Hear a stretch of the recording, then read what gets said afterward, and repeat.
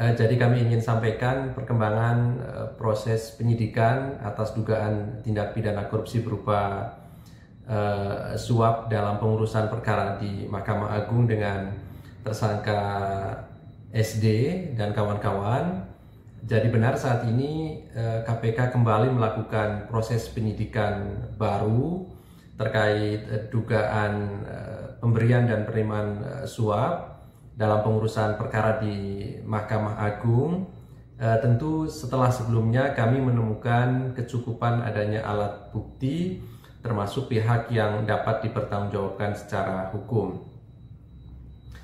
Para pihak yang telah ditetapkan sebagai tersangka pada proses penyidikan perkara ini, tentu kami nanti akan sampaikan secara resmi setelah seluruh proses penyidikan ini cukup, karena saat ini kami masih terus mengumpulkan dan melengkapi alat bukti dalam proses penyidikan dimaksud.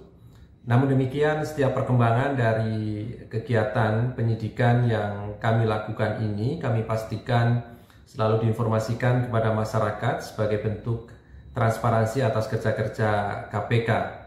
Kami juga mengajak masyarakat untuk terus mengawal dan mengawasi proses yang sedang kami lakukan ini.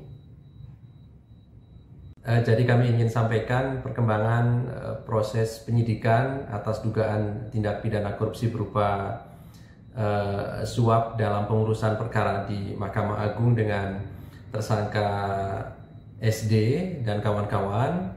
Jadi benar saat ini KPK kembali melakukan proses penyidikan baru terkait dugaan pemberian dan penerimaan suap dalam pengurusan perkara di Mahkamah Agung.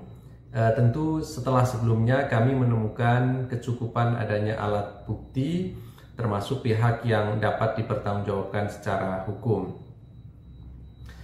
Para pihak yang telah ditetapkan sebagai tersangka pada proses penyidikan perkara ini, tentu kami nanti akan sampaikan secara resmi setelah seluruh proses penyidikan ini cukup, karena saat ini kami masih terus mengumpulkan dan melengkapi alat bukti dalam proses penyidikan dimaksud. Namun demikian, setiap perkembangan dari kegiatan penyidikan yang kami lakukan ini kami pastikan selalu diinformasikan kepada masyarakat sebagai bentuk transparansi atas. Terima kasih sudah nonton. Jangan lupa like, subscribe, dan share ya.